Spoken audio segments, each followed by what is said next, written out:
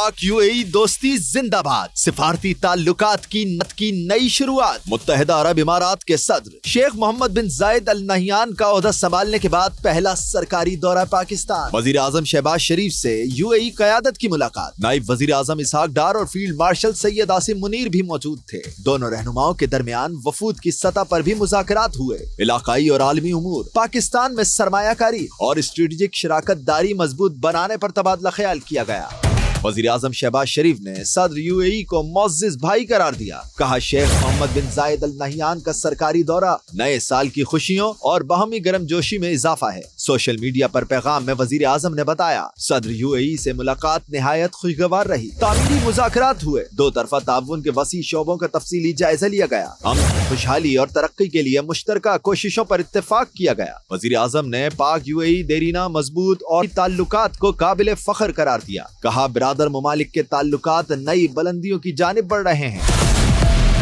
पाक यूएई क़यादत की मुलाकात में दो तरफा ताल्लुकात, मुआशी ताउन, सरमायाकारी, तवानाई, इंफ्रास्ट्रक्चर, IT, टेक्नोलॉजी और अवामी रवाबित के फरोग पर तफसीली बात हुई। जारी मंसूबों का जायजा लेते हुए मुस्तकबिल में ताउन और रवाबित मजीद गहरे बनाने पर इत्तेफाक किया गया। फरीकैन ने तिजारत बढ़ाने, मुश्तरका मुआशी मवाक़े से फायदा उठाने और बाहमी मफाद पर मबनी शराकत दारी को मजीद वसअत देने पर जोर दिया। इलाकाई और आलमी उमूर पर करीबी राब्ता बरकरार रखने के आज़्म का इयादा किया। अमन, इस्तेहकाम और पायदार तरक्की के मुश्तरका अहदाफ के लिए मिलकर आगे बढ़ने के अहद की तजदीद भी की गई। एक और अहम खबर, बरतानिया में PTI की सरगर्मियां बैनुल अक़वामी कवानीन के लिए संजीदा चैलेंज बन गई। कौमी इदारों के खिलाफ इश्तियाल अंगेज मवाद ने बरतानवी सरजमीन के गलत इस्तेमाल पर सवालात खड़े कर दिए हैं। पाकिस्तान ने मामला बरतानवी हुकूमत के साथ उठा दिया। दफ्तर खारजा ने बरतानवी डिप्टी हेड ऑफ मिशन को ज़बानी डिमाश किया। बरतानवी हाई कमीशन के मुताबिक बरतानवी पुलिस को शवाहिद दिए जाएं तो तहकीकात करेंगे। सुमेरा खान की रिपोर्ट।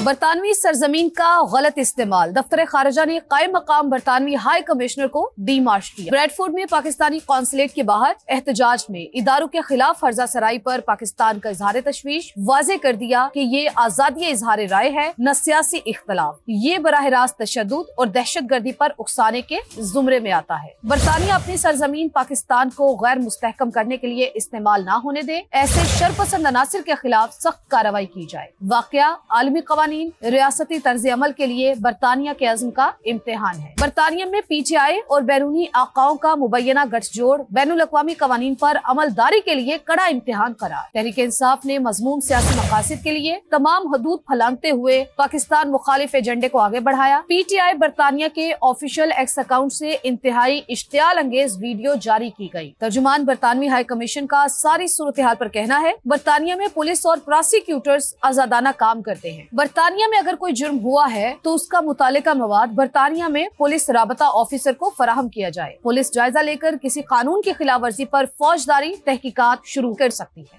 वज़ीर आला खैबर पख्तूनख्वा सुहेल आफरीदी की लाहौर आमद शहरियों के लिए जहमत बन गई। पंजाब असम्बली आमद भी खुशगवार न रही। सुहेल आफरीदी के मुहाफिजों की सिक्योरिटी गार्ड्स के साथ हाथापाई। सहाफियों से गुफ्तगू में सुहेल आफरीदी ने तनकीद के नश्तर चलाए। कहा, बंद कमरों के फैसले अवाम पर थोपने वालों को सोचना चाहिए।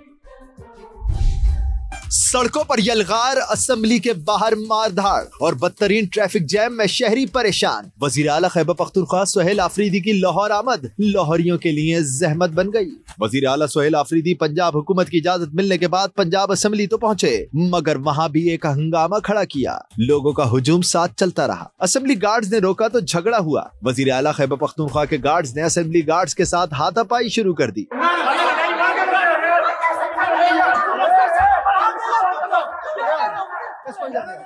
मीडिया से गुफ्तगू में सुहेल आफरीदी तनकीद के निश्तर बरसाते रहे। कहा, जो बंद कमरों के फैसले अवाम पर थोपना चाहते हैं उन्हें सोचना चाहिए। मुल्क की ये हालत है कि पाकिस्तान का नौजवान 30 लाख ऑलरेडी जा चुका है पाकिस्तान छोड़कर।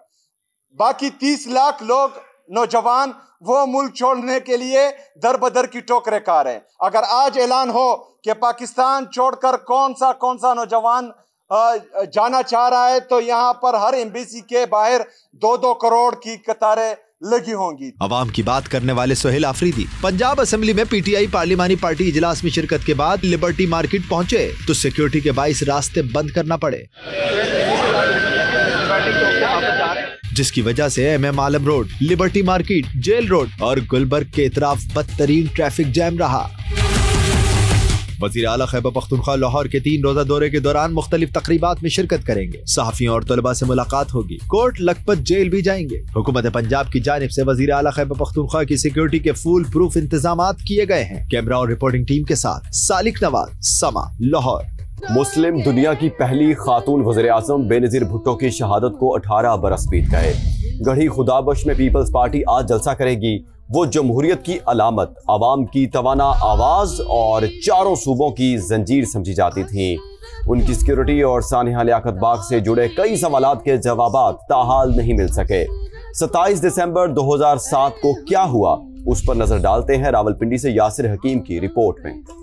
22 दिसंबर 2007 जब भुट्टो की बेटी मौत के बुलावे पर एक बार फिर रावलपिंडी आई थी। आखिरी जलसे में बेनज़ीर भुट्टो के चेहरे पर ऐसी शादाबी, आवाज में ऐसी गरज थी जो इससे पहले कभी न थी।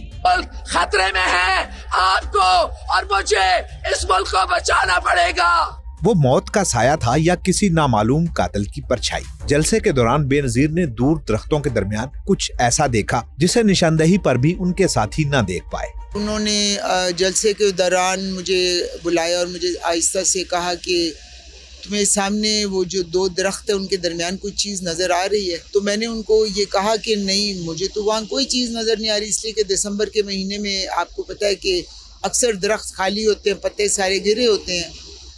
तो मुझे तो उन्होंने हंस के कहा कि मखदूम साहब उनके साथ बैठे हुए थे कि मखदूम साहब भी यही कह रहे हैं और तुम भी यही कह रही हो कि इस दफ़ा जब हम वापस जाएं तो मुझे याद कराना, मैं अपनी आईसाइट चेक कराऊं। 2 मरतबा पाकिस्तान की वज़ीर-ए-आज़म रहने वाली बेनज़ीर को आखिरी लम्हात में क्यों बेयारो मददगार छोड़ दिया गया, ये सवाल आज भी जवाब तलब है। धमाका होता है, धमाके के नतीजे में जो गाड़ी की जो दोनों व्हील जो थे वो खत्म हो गए और रिम्स पे गाड़ी चली। मैं समझता हूँ इस वाक़े के अंदर बेतहाशा सिक्योरिटी लैप्सेस हुए, जो उनकी बैकअप कार थी वो मौजूद नहीं थी, जो सिक्योरिटी की जो गाड़ियां थी वो चली गई थी। SSP रिटायर्ड इश्तियाक हुसैन शाह जो उस खुदकुश हमले में शदीद जख्मी भी हुए, बतौर सिक्योरिटी इंचार्ज इन इल्जामात की सख्ती से तरदीद करते हैं। ये एक इल्जाम आ रहा है कि पूरी सिक्योरिटी विड्रॉ कर ली गई थी और ये वो, तो विड्रॉ करने वाली तो बात है ही नहीं है, बिकॉज वो तो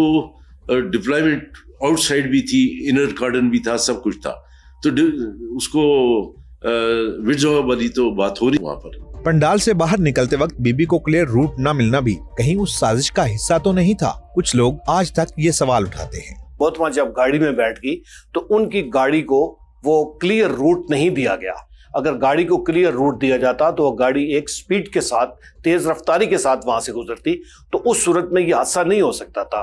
सिक्योरिटी, बैकअप गाड़ी और एम्बुलेंस की अदम मौजूदगी, इसके बाद जाए हादसा को धोने में जल्दबाजी। आज तक सवाल वहीं का वहीं है कि आखिर इस लहू को किसके हाथ पे तलाश किया जाए।